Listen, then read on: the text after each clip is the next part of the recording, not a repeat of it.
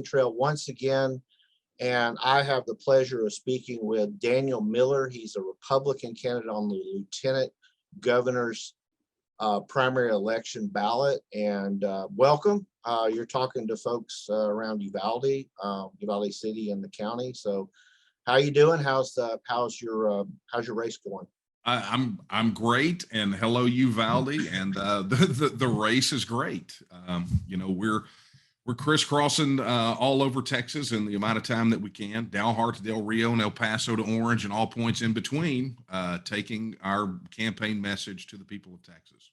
Okay, tell us a little about the lieutenant governor's office. I'll just start off by saying I was surprised to find out that it is one of the most powerful, aside from the governor, it's one of the most powerful offices in the state government, and because you're kind of the person that has that role, can decide what bills and business gets put in front of the legislature. Is that correct? Yeah, I mean, historically, the lieutenant governor's position has been the most powerful constitutional position in Texas.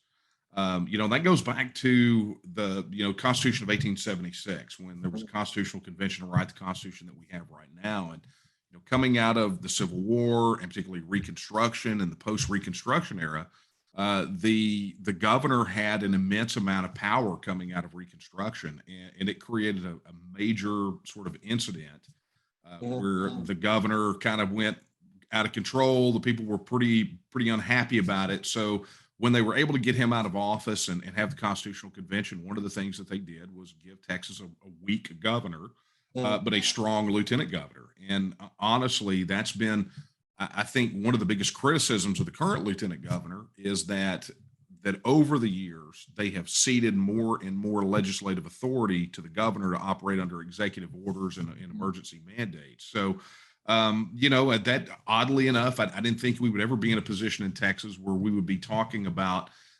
how the lieutenant governor position has become too weak. But okay, so let me ask you, tell me a little bit about yourself, how you found yourself saying, I want to run for this position, and what are some of the really main points or your issues you're really running strong on? I know I'll just let you talk, so go ahead. Okay. Well, look, a little about me first, and then we'll talk about how I wound up where I'm at now. I'm a sixth generation Texan. My ancestry in Texas goes all the way back to the Battle of San Jacinto. My first ancestor here fought at the Battle of San Jacinto in the Texian Army to kick a tyrant out of Texas after it declared its independence. So, having a bit of an independent streak and standing up to authority just runs deep in my blood. But I'm also a husband. I'm a father of 6 children, one currently in the U.S. Army. I am, by trade, I'm a technology consultant, consulting primarily with small to medium-sized businesses and startups. That's really where my wheelhouse is. But since 2005, I've been president of an organization that many people may have heard of called the Texas Nationalist Movement. If you've heard the word Texit bannered about, particularly post-Brexit vote, that's, in fact, I wrote a 4-time best-selling book on the issue of Texit. So, from that role has, as far as founding the TNM, we were able to grow that organization to become the single largest political advocacy organization in Texas outside of the 2 major political parties. And through that advocacy, through the TNM, not just on Texas, but a whole host of economic, political, and cultural issues related to Texas independence. That's taken me through some pretty difficult fights in the Texas legislature. My first time to testify in front of a legislative committee was 2009. And I haven't stopped going and working there ever since. So, one of the things that has become abundantly clear over the years is there is always a cluster of good guys, but there is a real leadership problem in Texas where there is a major disconnect between those that lead in the legislative body and those that put them in office. And so round about the beginning of the year, 2021, State Representative Kyle Biederman filed a piece of legislation that I had written called the Texas Independence Referendum Act. Mm. And in the process of going out on the road, speaking to overflow crowds all over Texas about that piece of legislation and really a lot of other Texas issues, uh, people during the Q&A, people kept asking if I would run against Dan Patrick for the office of Lieutenant Governor. Right. And, point number one, that is weirdly specific. Okay. Yeah, no, that is weirdly specific. Yeah, I thought so too. And number two, it never stopped, and it just kept getting asked over and over and over. And so, running for public office was never really in my game plan. Right. I've had enough on my plate. Mhm. And I'm really satisfied with the advocacy work that we're doing. Although I wish that the electeds were more receptive to the issues of the Texas voters. But I had run for office previously. I ran for mayor of my hometown of White Oak up in Northeast Texas when I was 18. I ran for state representative in 2012 as part of a slate of candidates. Our organization was tapped to be part of a coalition to recruit conservative candidates to run at some of these guys that are, again, not receptive. And I never ask anyone to do anything that I haven't done myself. So I threw my hat in the ring. But holding public office, not really in my game plan, but it just became this incessant call for me to serve. And so that really culminated in, I guess it was September, October, with an open letter that was signed by tons of conservative grassroots organizations, Republican precinct chairs, county chairs, and I believe that even the chair of Republican Party's Legislative Priorities Committee also signed off on it. But it was simply an ask to say, look, you've served Texas since, and this goes back to sort of my line in the sand moment, August 24th, 1996. They said, you've served Texas for 25 years. You don't compromise. You don't quit. You stand up and you champion what is right. You know the Constitution, and we want you to run for lieutenant governor because we're afraid that the onslaught from the federal government, the vaccine mandates, the lockdowns. I mean, you go through this whole, the border issues. You go through all those issues, and they say, we don't believe that the leadership in Austin is strong enough to stand up and fix these things.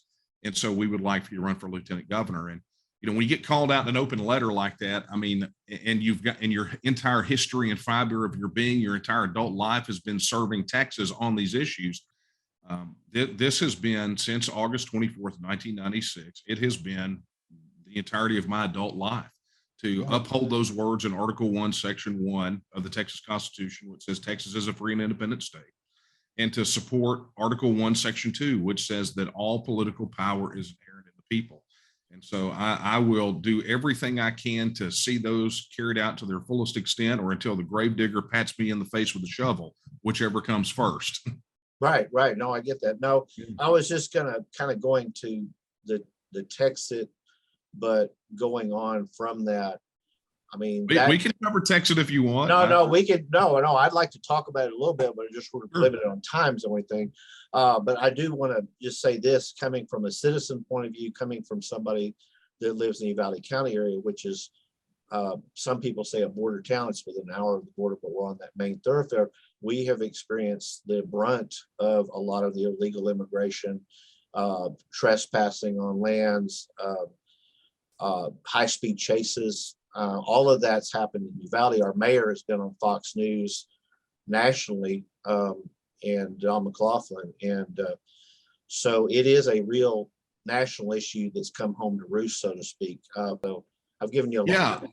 Yeah. I mean, and look, that's a lot to consume, but here's the thing about it. Out of the lieutenant governor candidates, including the incumbent, Dan Patrick, I'm the only candidate who has released a comprehensive border security plan with very concrete action items that need to be done legislatively, that include not only placing the wall in places where it makes sense, but as a differentiation between all of this rhetoric, I have proposed doing what we've proposed since 2012, which is shifting the majority of that couple $1 billion plus budget over into fully militarizing the Texas State Guard, dramatically expanding enlistment, prioritizing prior service military, and then deploying them as a border protection force.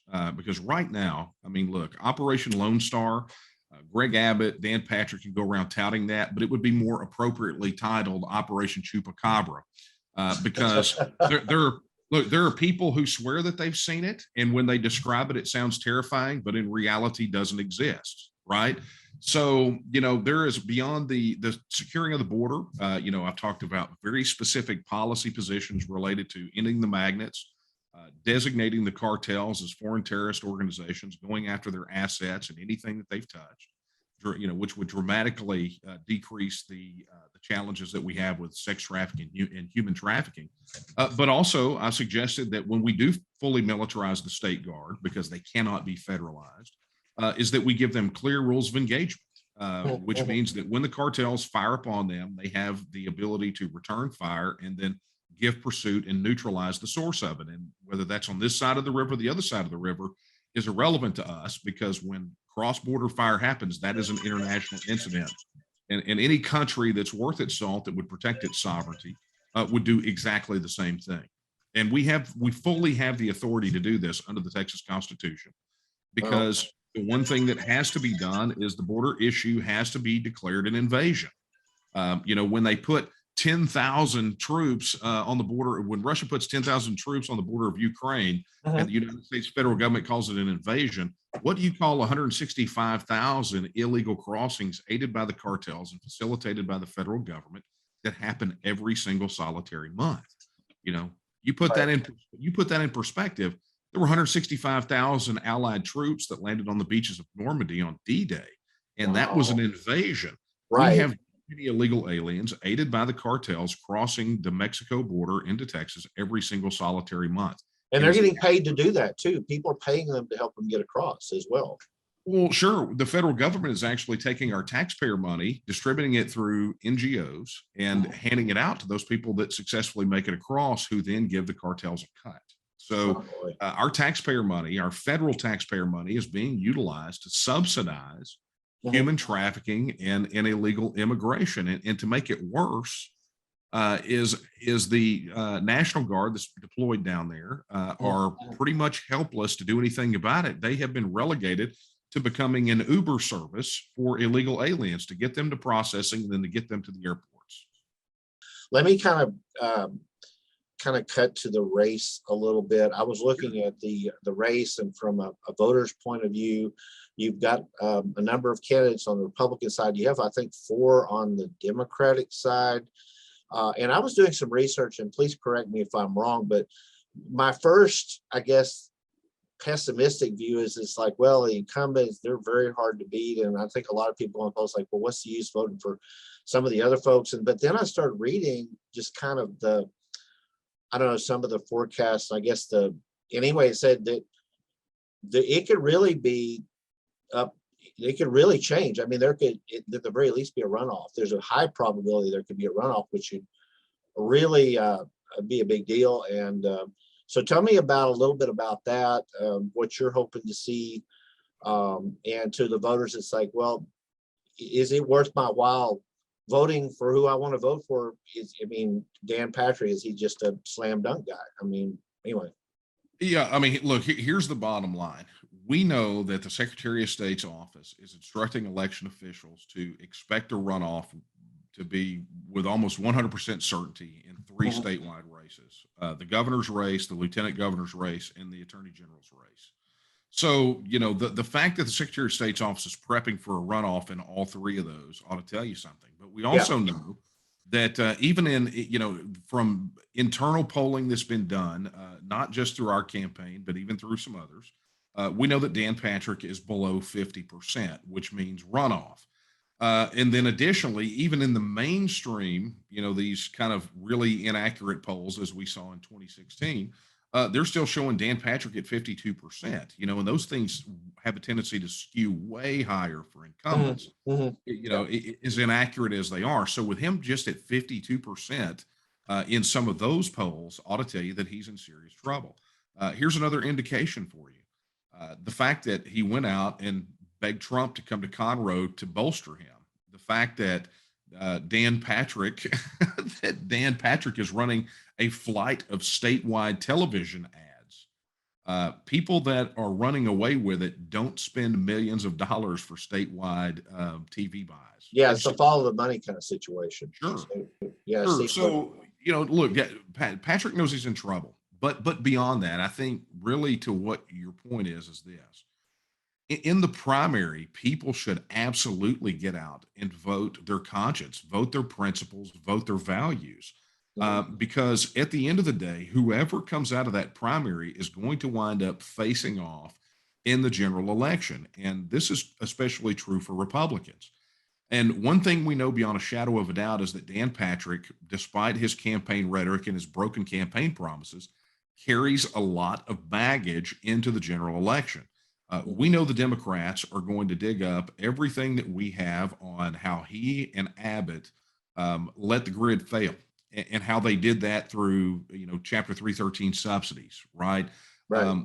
They're going to run. They're going to be relentless. And what we need to think about, specifically Republican voters, is number one, who's going to go up and stand up for you? Who's going to fight for you? But number two, who can enter that race with the Democrats with absolutely no baggage that can go in there and just absolutely dominate those guys that stand up for principles. Part of the challenge that Republican voters have had with their leadership for a long time, both Abbott and Patrick and many others, is that they are campaign conservatives, but when it comes to government, they can't deliver. That's really, I think, part and parcel of the frustration that we're seeing out here on the campaign trail right now, is that the Republican voters of Texas do not believe that Patrick is listening to them. When he can't utilize the most constitutionally powerful office in Texas to even get the 8 legislative priorities of the Republican Party done, then how effective can he possibly be? We're talking with Daniel Miller, and he is a Republican primary candidate on the Texas lieutenant governor's race. Okay, I got that right. And so what do you have to say? Parting words. Yeah. So look, I'll leave you with, and the people there in Uvalde, with what we're telling people everywhere, which is I firmly believe the next 100 years of Texas history are being written over the coming weeks and months. I believe that we all understand that Texas is under assault, both from a federal government without and weak establishment politicians within. And so we have a choice. We have a very clear choice, probably more clear than it has ever been. On one side of this line are folks that do not want to secure the border, that want to continue the status quo, that want to continue taxing you out of your home through that immoral property tax, that have no problem with shutting down your church, shutting down your businesses, declaring you essential or non-essential. That's one side of it. But on the other side of this is a candidate like myself who will absolutely go out there, that has a clear plan of action to secure the border, that will absolutely begin the process of abolishing the immoral property tax, that will never stand silently by if a governor gets out of control and locks Texas down, and will absolutely punish businesses that fire you because you will not take the jab. So that next 100 years of Texas history being written right now is important. And the question is, how do you want that future to be written? Because if we don't write it now, we're saying that we're going to let someone else write it for us. So I would appreciate your prayers, your support, your vote. And for anyone who wants any additional information, you can find it at texansformiller.com. Okay, we were speaking with Daniel Miller. Good luck on the campaign trail, and exciting race. So thank you. You can't say no.